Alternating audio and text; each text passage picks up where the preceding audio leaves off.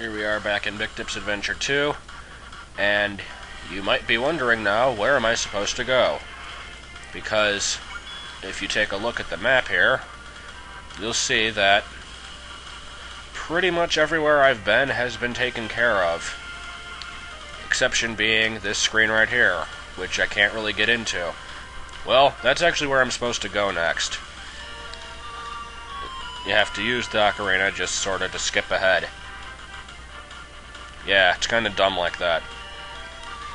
A bit hard for people to figure out, but that's what you gotta do. And this is to enter the, ending of the Forest of Crapiness from the first game and play through it backwards, much like we're playing through most of it backwards. Except, hey, it isn't crappy anymore. Sort of disappointing. I don't know why I changed it, but I did. Knowing how many people were complaining about, oh my god, I'm gonna get the seizures from the trees that are flashing at 2 frames per second, then I guess that's, oh god. Yeah, let's not go by that thing. That would be an Octorok on crack. You've probably seen those in Mitch if you watched that playthrough, but there weren't any in Bikdip's Adventure 1. Pretty easy to take care of as long as you use the boomerang. They have a ton of life, they do a ton of damage, but it's a lot better than that Gliok, and under here is a clock, possibly the only clock in the game, I don't remember. Anyway, there's a heart piece, very easy to get if you just sort of go across the islands in the proper way. There it is. And now that you're on the other end of the tree, you can burn it down. You couldn't do that before because you can't use items on the side of the screen, so that makes a shortcut for later. Which, unfortunately, nobody but me is really able to make use of that because I just added it, and it isn't in a public release yet, but I'm sure most will agree that it's very useful because getting through this place every time takes a long time.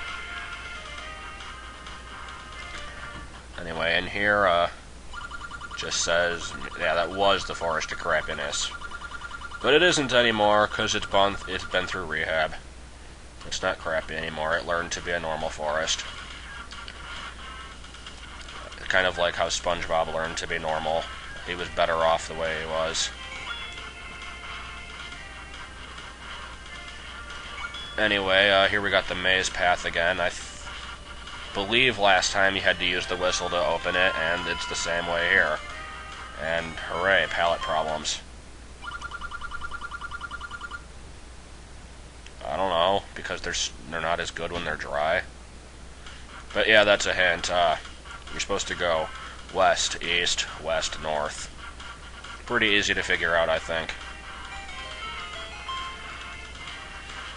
It used to be even easier because I had little caret marks underneath the first letter of each word, and so it's like, I wonder if there's anything significant there. I think somewhere around here there might be a bunch of money hidden in a bush, but I'm not entirely sure. And I don't need it anyway. So, whatever, let's just head in here. Or not, because it's completely pointless. You didn't really get to see that because I left immediately. I didn't mean to do that, but yeah, that guy won't talk to you, because I guess he's stuck up like that. Another place easy to get lost in if you don't pay attention to the surroundings, that there's rocks everywhere but not in this spot, or if you haven't played the first game, or even if you did play the first game but you never found the heart container hidden over here. Basically the same thing here. This time you have to stand specifically on the green one to open it. And we've got us another hint cave with a random warp. First, you need to find the... yeah, I hate that. I wish I could connect strings together, but 190 does not allow you to do that in the first game. So this is kind of similar to what I had to do to find level 4. And the reason these rocks are here is so you can't pay for these, because I only want one info thing. But I'm not going to pay for that, because I obviously know where it is. If you look back in one of my old videos, actually I'll insert a clip of that here. after I get my sword back. Come on. Stop appearing on the island. What the hell? That is not right. Now how am I supposed to get out of here? Come on. Be a sport here. Finally.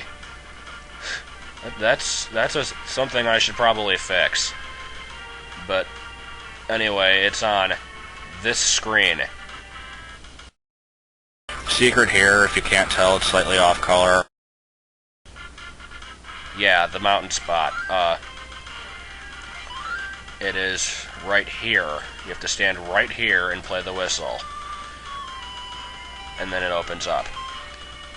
And I have a trigger perm thing here to make it permanent. Don't ask. Another way to figure that out is the hint. The guide says to stand above the rock in the maze and go straight up, which people still find pretty confusing. It's sort of a vague instruction. I mean, yeah, it says what to do, but it's still a little confusing to figure out exactly what it means. Don't mind the fact that that was walking through a wall. I'll leave that for a minute. Don't have the rat. Oh, God. I hate Lionels. They do too much damage. It sounds like Lionel, though. Lionel's a funny name. Here is a thingy that you cannot enter. Even if you do kill all the enemies, you still can't push the boulder. I'm trying my best to not die here. Hoping for something to give me a heart. That would be very, very welcome. Or that's better. Never mind.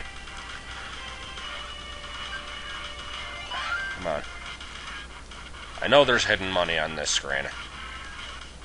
Yep, there it is. I'm kind of taking my sweet time here because I don't want to end too early, and I have stuff planned, basically. But anyway, go in here. And yet another puzzle that throws people off. Now, I don't think that this is too hard, but maybe that's just because I know where it is already. Do you see it? If not, then pause until you find it. Are you done pausing yet? It's right here. These rocks are like sort of reddish. You gotta shoot an arrow at them. Maybe that's kind of a problem if you're colorblind or if you're playing on an old 1970s Macintosh or something, I don't know. Because that would totally run Zelda Classic. Anyway, this guy. I got problems with this guy, and you know why? Because he likes trading. I don't know why I wanted him to do that. Because at the time that I made this, which was 4th period in school, in my sophomore year, yeah, I kind of worked on this game, part of this game at school.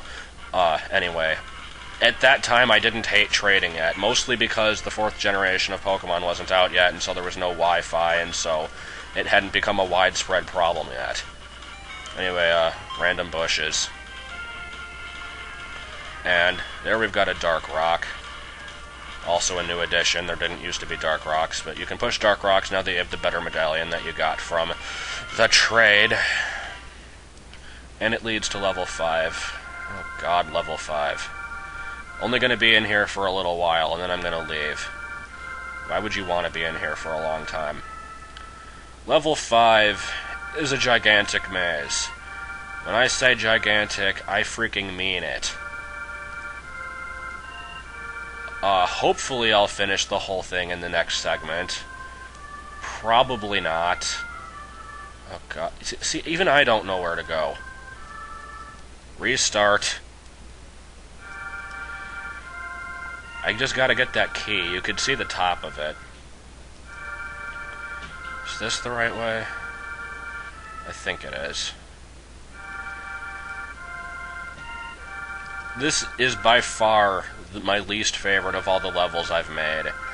I can't even begin to tell you why I made it. Oh, and I forgot to mention, you probably didn't notice until I'm pointing it out now, but I got rid of that extra key that I had, because I finally decided that I don't need it.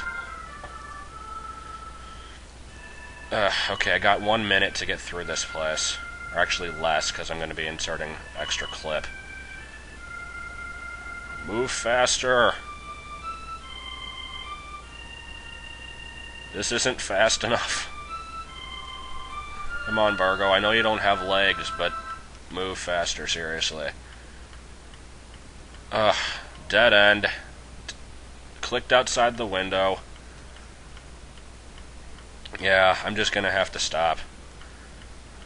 So, prepare for me getting lost. I thought I knew how to get through this place. Evidently, I do not. So, yeah, that's gonna be next segment in a nutshell. Walking through a maze. See you for that. I am sure you're very excited.